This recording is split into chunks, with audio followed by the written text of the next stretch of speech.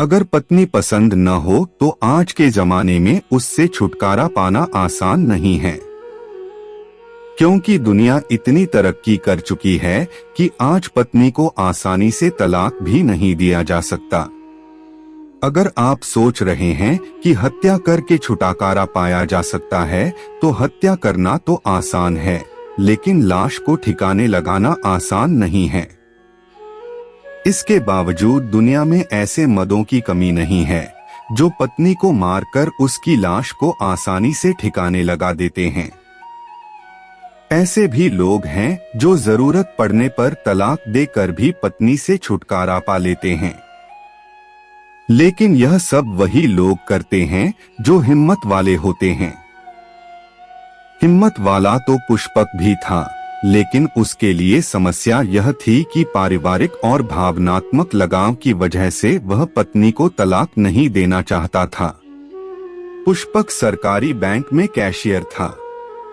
उसने स्वाति के साथ वैवाहिक जीवन के 10 साल गुजारे थे। अगर मालिनी उसकी धड़कनों में न समा गई होती तो शायद बाकी का जीवन भी वह स्वाति के ही साथ बिता देता। उसे स्वाति से कोई शिकायत भी नहीं थी। उसने उसके साथ दाम्पत्य के जो 10 साल बिताए थे, उन्हें भुलाना भी उसके लिए आसान नहीं था। लेकिन इधर स्वाति में कई ऐसी खामियां नजर आने लगी थी जिनसे पुष्पक बेचैन रहने लगा था। जब किसी मर्द को पत्नी में खामियां नजर आने लगती हैं, तो वह उससे छुटकारा पाने की तरकीबें सोचने लगता है। इसके बाद उसे दूसरी औरतों में खूबियां ही खूबियां नजर आने लगती हैं। पुष्पक भी अब इस स्थिति में पहुंच गया था। उसे जो वेतन मिलता था उसमें वह स्वाति के साथ आराम से जीवन बिता रहा था, लेकिन जब से मालिनी उसके जीवन में आई तब से उसके खर्च अनायास बढ़ गए थे। इसी वजह से वह पैसों के लिए परेशान रहने लगा था।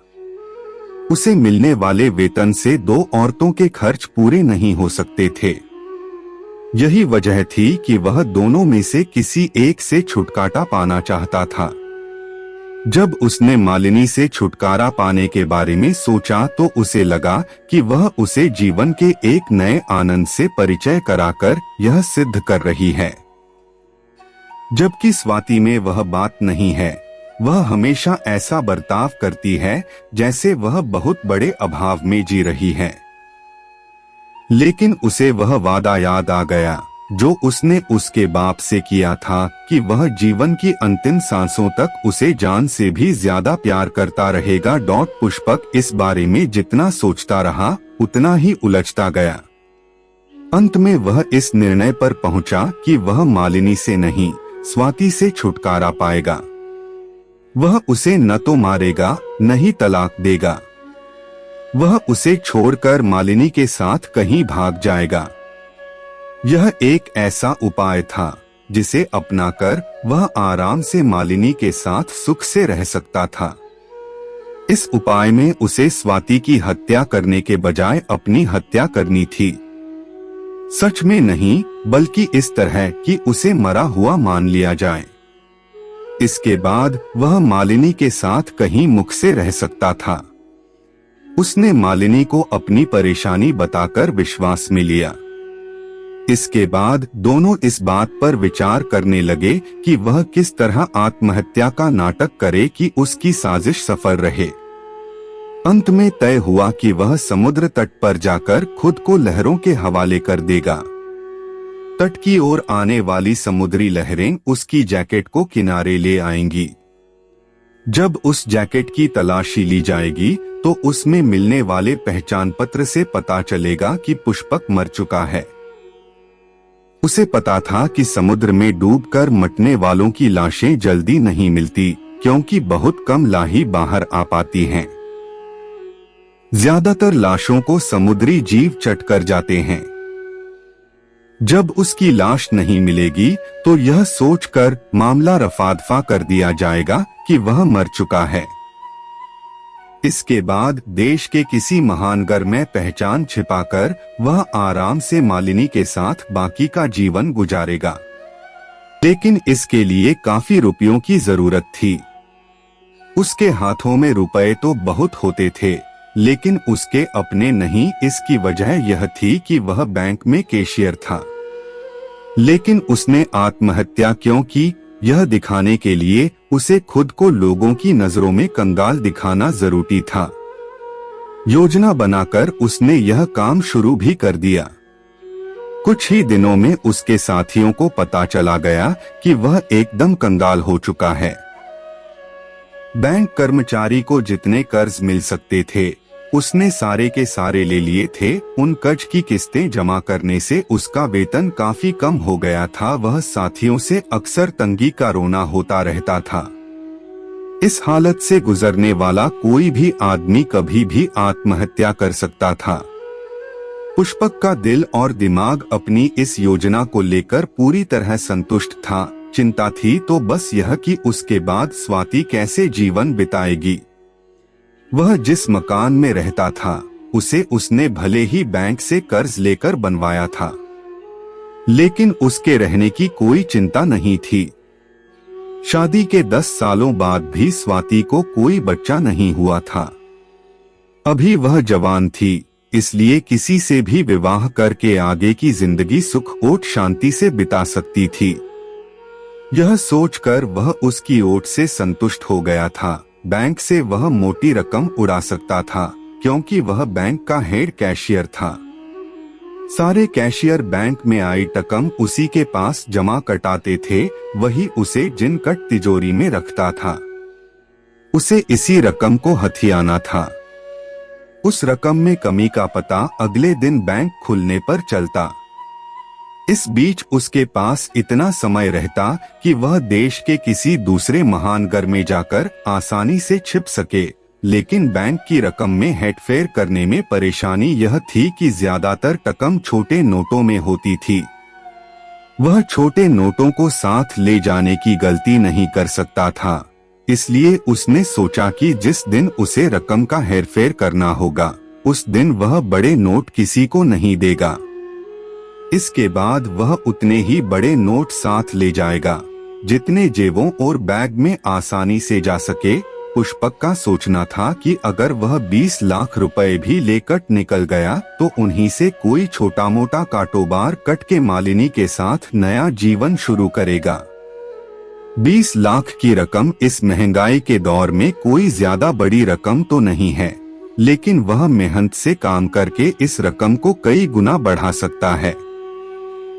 जिस दिन उसने पैसे लेकर भागने की तैयारी की थी उस दिन टाटते में एक हैरान करने वाली घटना घट गई। जिस बस से वह बैंक जा रहा था उसका कंडक्टर एक सवारी से लड़ रहा था। सवारी का कहना था कि उसके पास पैसे नहीं हैं, एक लोटी का टिकट है, अगर वह उसे खरीद ले तो उसके पास पैसे आ जाएंगे, तब वह टिकट ले लेगा।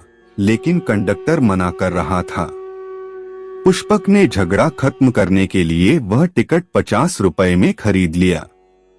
उस टिकट को उसने जैकेट की जेब में रख लिया। आत्महत्या के नाटक को अंजाम तक पहुंचाने के बाद वह फोर्ट पहुंचा और वहां से कुछ जरूरी चीजें खरीदकर एक रेस्टोरेंट में बैठ गया। चाय पीते हुए वह अपनी योजना पर मुस्कुरा रहा था। तभी अचानक उसे एक बात याद आई। उसने आत्महत्या का नाटक करने के लिए अपनी जो जैकेट लहटों के हवाले की थी उसमें रखे सारे रुपए तो निकाल लिए थे, लेकिन लॉटरी का वह टिकट उसी में रह गया था। उसे बहुत दुख हुआ। घड़ी पर नजर डाली तो उस समय रात के 10 बज रहे थे।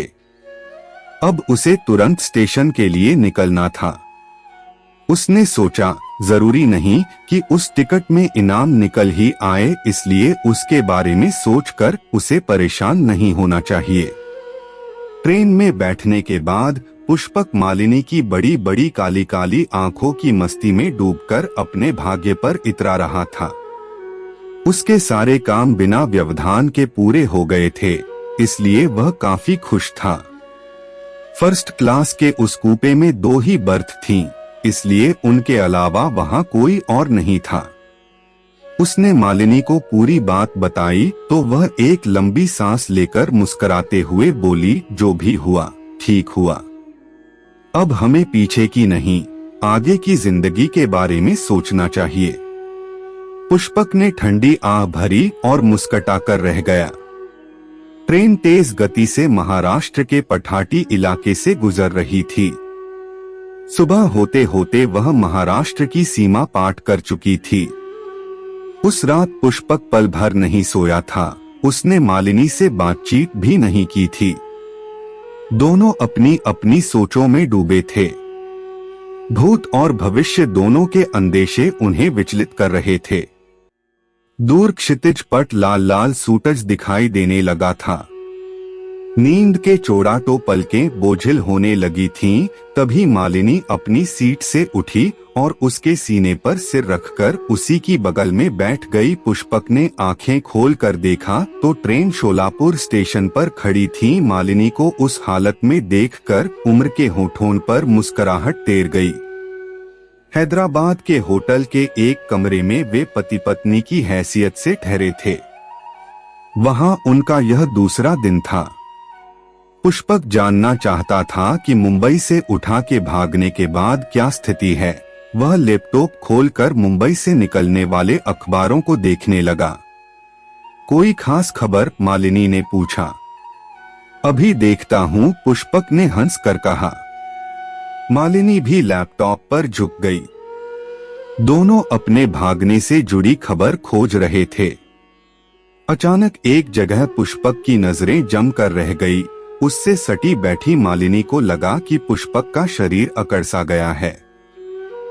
उसने हैरानी से पूछा, क्या बात है डियर? पुष्पक ने गूगो की तरह अंगुली से लैपटॉप की स्क्रीन पर एक खबर की और इशारा किया। समाचार पढ़कर मालिनी भी जड़ हो गई। वह होठों ही होठों में बड़बड़ाई, समय और संयोग से कोई नहीं जीत सका। हाँ, संयोग ही है, वह मुंह सिकोड़ कर बोला। जो हुआ अच्छा ही हुआ। मेरी जैकेट पुलिस के हाथ लगी। जिस पुलिस वाले को मेरी जैकेट मिली वह ईमानदार था, वरना मेरी आत्महत्या का मामला ही गड़बड़ा जाता। चलो, मेरी आत्महत्या वाली बात सच हो गई। इतना कहकर पुष्पक ने एक ठंडी आह भरी और खामोश हो गया। मालिनी खबर पढ़ने लगी। आर्थिक परेशानियों से तंग आकर आत्महत्या करने वाले बैंक कैशियर का दुर्भाग्य, इस हेडिंग के नीचे पुष्पक की आर्थिक परेशानी का हवाला देते हुए आत्महत्या और बैंक के केस से 20 लाख की रकम कम होने की बात लिखते हुए लिखा था। इंसान परिस्थिति से परेशान होकर हौसला हार जाता है और मौत को गले लगा लेता है, लेकिन वह नहीं जानता कि प्रकृति उसके लिए और भी तमाम दरवाजे खोल देती है। पुष्पक ने 20 लाख बैंक से चुराए और रात को जुए में लगा दिए कि सुबह पैसे मिलेंगे तो वह उसमें से बैंक में जमा कर देगा, लेकिन वह सारे रुपए हार गया। इसके बाद उसके पास आत्महत्या करने के अलावा कोई चारा नहीं बचा, जबकि उसके जैकेट की जेब में एक लॉटरी का टिकट था जिसका आज ही परिणाम आया है। उसे 2 करोड़ रुपए का पहला इनाम मिला है। सच है, समय और संयोग को किसी ने नहीं देखा है। दोस्तों, उम्मीद करता हूँ कि ये कहानी आपको पसंद आई होगी, तो प्लीज चैनल को सब्सक्राइब कर लीजिएगा।